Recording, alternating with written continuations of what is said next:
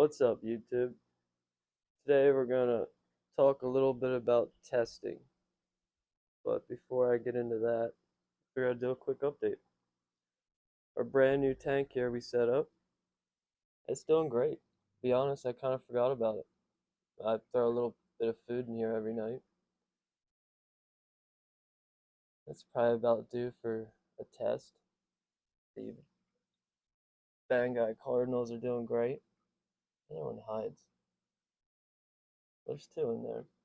Snails are still alive, and it's still clean. And that's all I do is scrape the glass. I haven't touched that rock yet. I haven't pulled any algae out. I mean, this tank's just cruising. Pipe organ's happy and growing. Fish are happy. I mean, that was a success. Never had a dirty phase. Now, that's not always the case. I would always expect a dirty phase.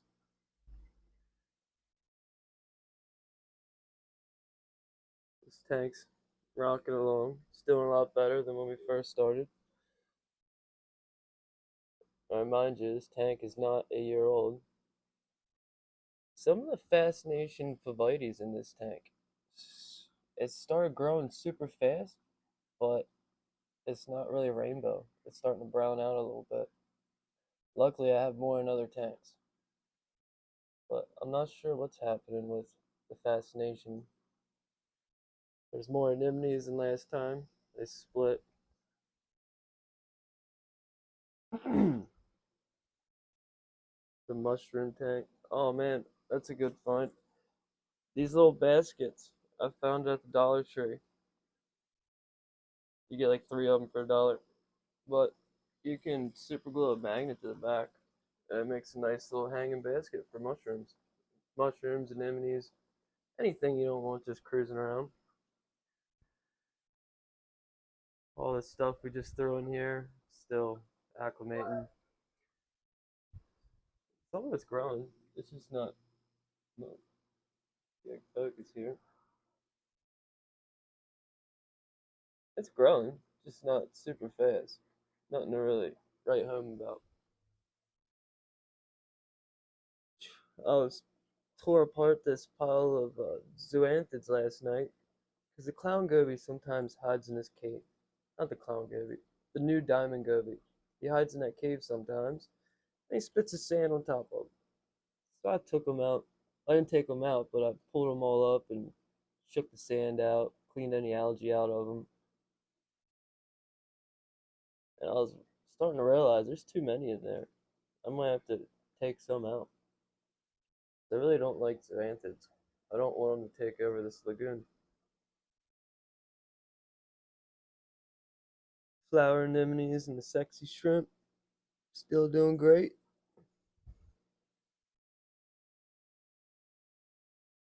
Hermit crab hiding in the bird nest. The blue striped pipefish is still in here. The green war paint clown goby is still in here. Oh, there he is. Can't see him. The new diamond watchman goby. Oh, there you are. That's his main hiding spot. If you have sand, like fine sand like this, you have to have that fish. That leprechaun Samacora, it's coming back. I basically killed it. I put on a new wave maker because the old one started wearing out, and it kicked all the sand over up onto this rock, and it settled in all the little crevices. Everywhere the sand settled, the coral died. There's a grape ape and a monster jam branching Samacora behind it. Can't see them.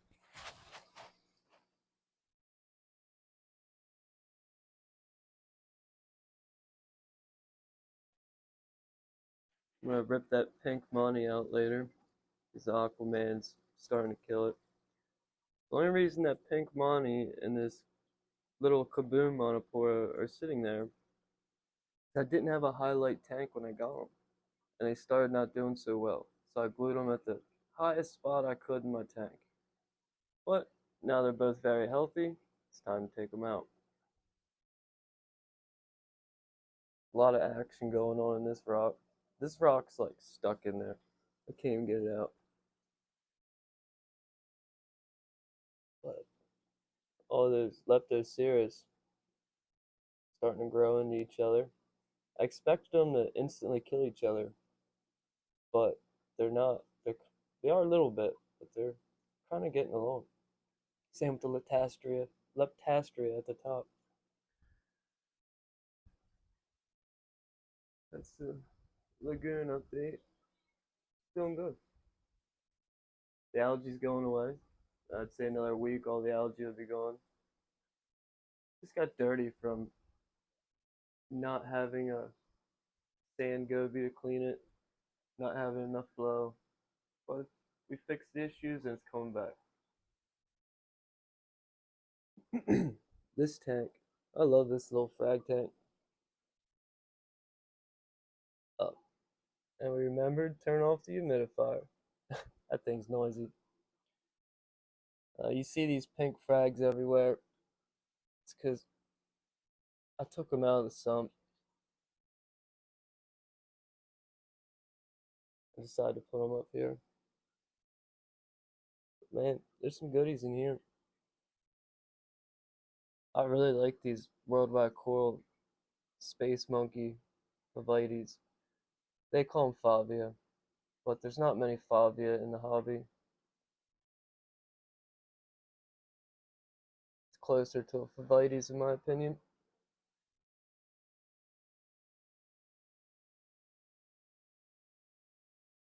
That's the chalice has a bubble on it, like a bounce bubble.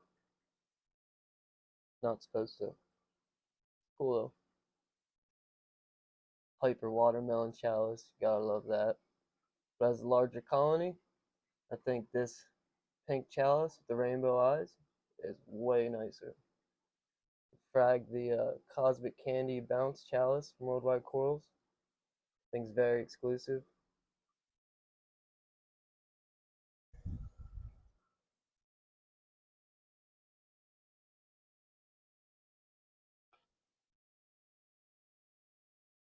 There's corals jammed under corals in here.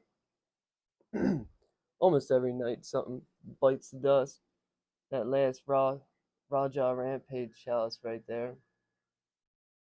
That got crap stung out of it last night. That's why it's all gray and phlegmy looking. Pink chalice flipped over on top of it. There's sea urchin or hermit crab. Almost every night something gets stung. But these corals grow so fast that I really don't care because I'll have another one next week.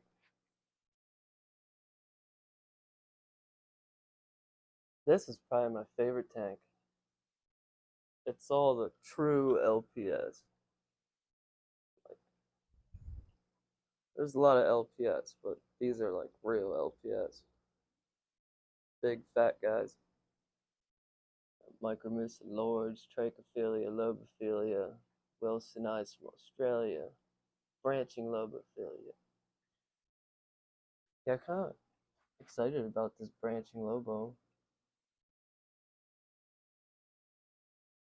I feel like some more colors are going to come out of it. When you get a coral from the wild, it takes forever to get it to its final coloration.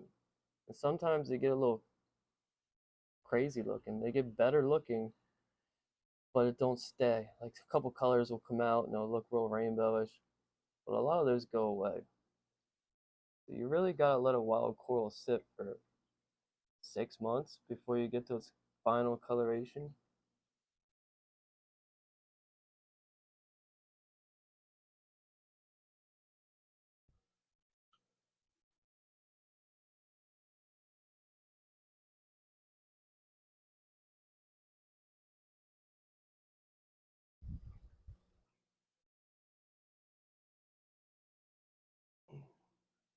Those Trichophilias, they're doing very well.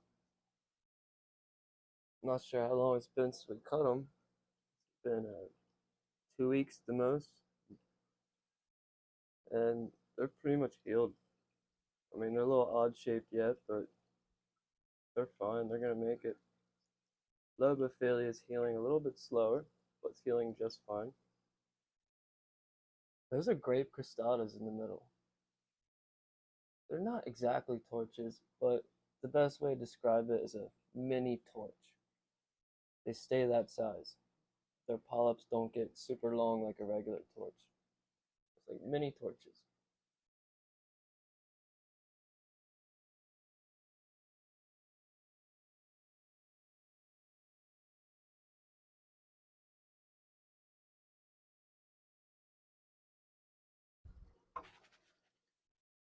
It's a baby flower anemone. There's a bunch. Most of them are hard to show you.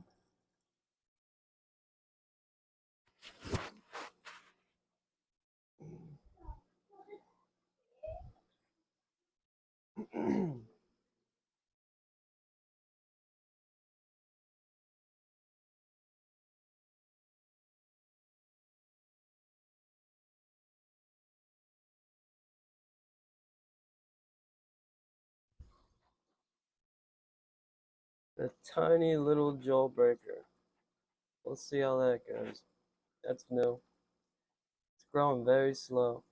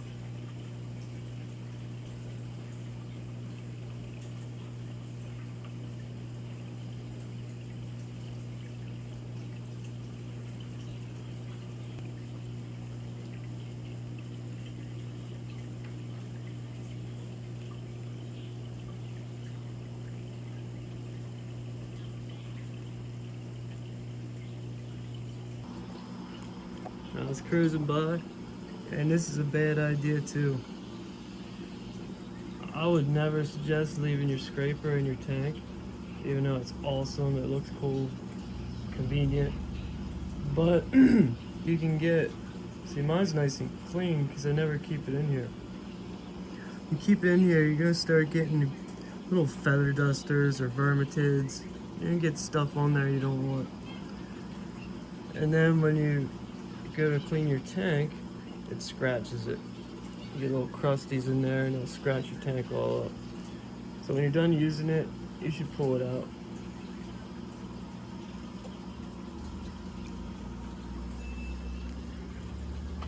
This little thing here was meant to keep my cats out because they would jump up and try to catch fish. But man, this has been the most convenient shelf. That's not a bad idea. You know. Need a shelf? Egg crate.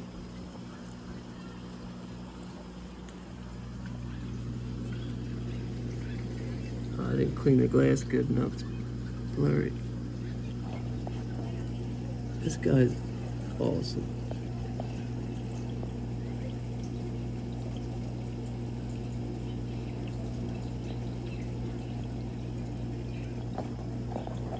You're cool too. Where's your amigo at? He's always hiding. Oh, I see him. Amigo's behind the wave maker. Pajama Cardinals. Yeah, I thought I liked the Bangkok Cardinals better, the colors. But now that I got these guys are cool. But you almost need a little bit of white light to enjoy them. When it's all blue, And that's what the corals like, blue light. Low blue light, not strong light, unless you got acros or certain SPS. So if your tank's coral dominated, these probably aren't the best pick. The Banggai Cardinals would probably look better under the blue light because you don't see the yellow and the red when it's blue.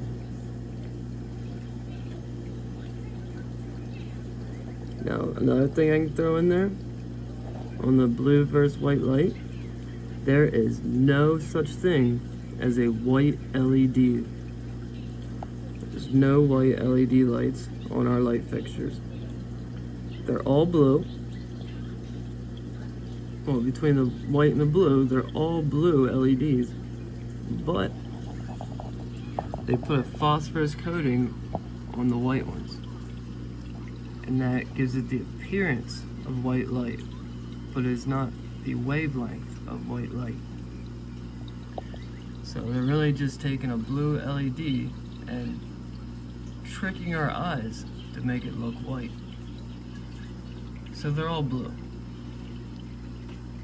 So there really shouldn't be too much argument and why corals like blue light. All your lights are blue. That phosphorus coating just makes it harsh. Corals don't like that. Now, if you need more power and your blue lights are up the whole way, start putting on some white light slowly. That's a good way to get some extra power into the tank. This beautiful fish. Oh, he got us. Oh, he did.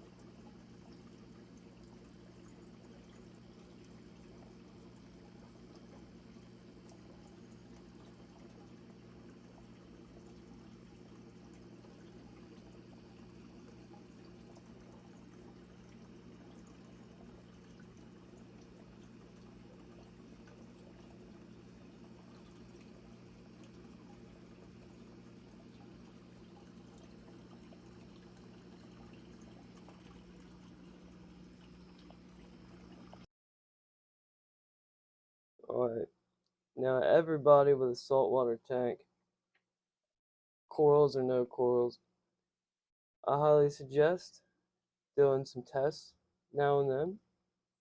You don't have to get this crazy, but you always keep track of the tank, the date, and what parameters we're testing for. I test for a good many.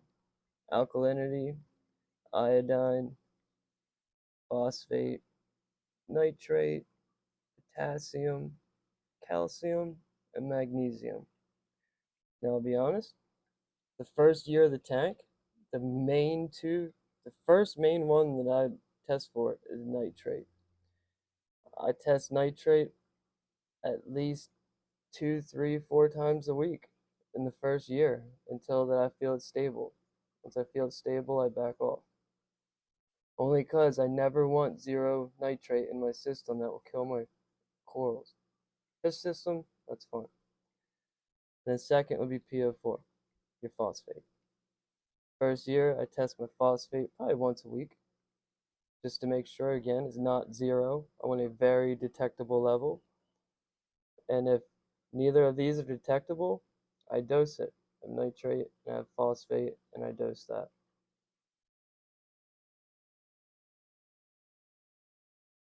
Now, alkalinity in the first year is really not that important unless you completely stuff your tank with corals. Your salt mix should keep that pretty stable. The only way I would test that in the first year is if, again, tank's stuffed with corals, and I think corals are consuming it. Like 1 to 10 little frags ain't gonna consume anything, not even in a 10-gallon tank.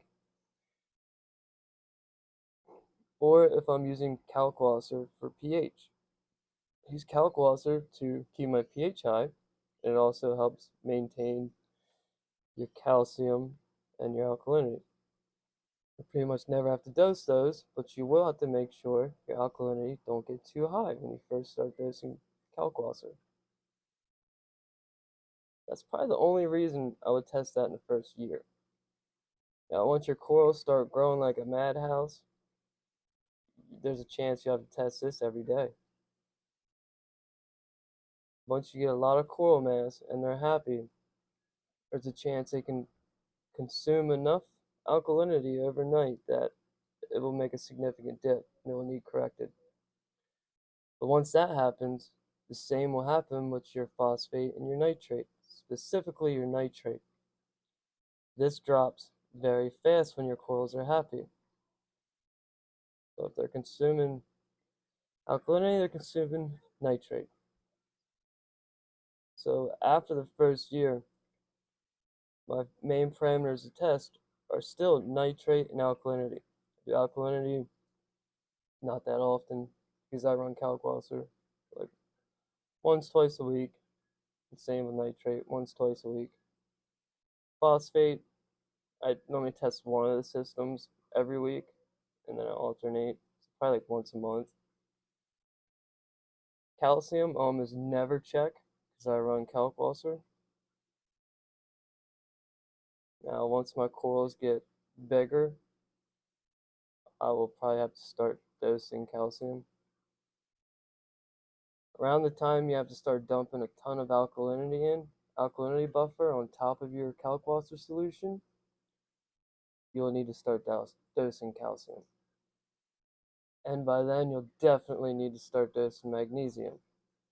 Right now, I really don't have to dose much magnesium, but you gotta dump in a lot of magnesium to make a difference. So, yeah, I always just, once I have to start dumping in alkalinity buffer, I start dumping in magnesium. Then once you have to dump a ton of alkalinity buffer, you probably gotta start dumping calcium in. But those are all like secondary to me. You need nutrients to grow animals. So nitrate and phosphate are number one. After the first year, nitrate, alkalinity, then phosphate. But, but I was just writing it all down. Then you can keep an accurate ledger, kind of know what's going on. You can go back and you can compare what's happened today to what happened last year. You can see if there's swings, if they're positive, if they're negative. That's pretty good. And I mainly use salad for test kits. And I always keep all my extra bottles. Makes it easier to test a bunch of systems at once. My nitrate test, I love this one from Petco. The API nitrate test, my absolute favorite one. If you're going for zero nitrate or ultra low, this is not the one for you. But in my opinion, that's deadly for corals. So this is the best one. Phosphate, I love this Fluval phosphate kit, also at Petco. I like Petco products because they're tested and they're easily available. Just drive down the street and get them. But pretty much everything but the nitrate and phosphate I use Salifert for. Iodine, you don't have to test this unless you're dosing this. Now, I would highly suggest dose iodine. Again, maybe not so much your first 6-12 months, unless you have a lot of soft corals. Soft corals will just blow up. They will just inflate and be so happy if you give them some iodine. But you can quickly get too much in your system, and this will hurt your corals. The right amount makes them super happy, grows super fast, increases their colors. Too much, they'll die. So if you want to mess with this, I would test for it.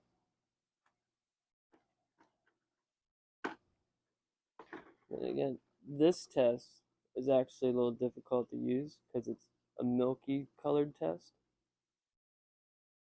But if you're going to dose potassium, again, test for it. But corals love potassium. Love it. Potassium and iodine, you have to test if you're going to use them, but corals love those two trace elements. The only trace elements I dose are potassium, iodine, and iron. I do have an iron test kit in here, but I never use it because basically the deal with iron, your your tank consumes the iron like instantly. And if it doesn't consume it, it destabilizes and goes away. So to keep an accurate level of iron, you would probably have to dose a very small amount on a daily basis. Whatever the bottle says, split it up between 7 days and do a little bit each day. It's hard to overdose your system on iron. And I don't know if you would kill anything unless you severely overdid it. So I feel like it's pretty safe to dump very small amounts of iron in periodically. Now, I don't do it every day, even though it probably is the best way to do it. Once a week, I'll go through and I'll dump in a little iodine, a little bit of iron, and a little bit of potassium. Now, I do test for these occasionally. I won't test on every single system because it's a pain, but I'll test the system that's growing the fastest, which would have the most nutrient consumption and element consumption, and I make sure that one's not too high or not too low. And I go off those results. But those are the only three trace elements. And those aren't even crucial. You can have completely happy corals without all three of those. In my opinion, the thing that matters is your nitrate, your phosphate, and then later on, alkalinity. But above that is pH. pH changes the game completely. You only need super high pH, you just don't want a suppressed pH. My goal is to have it never go below 8. I don't care how high it gets, I just don't want it to go below 8. And that's what Kalkwasser's for.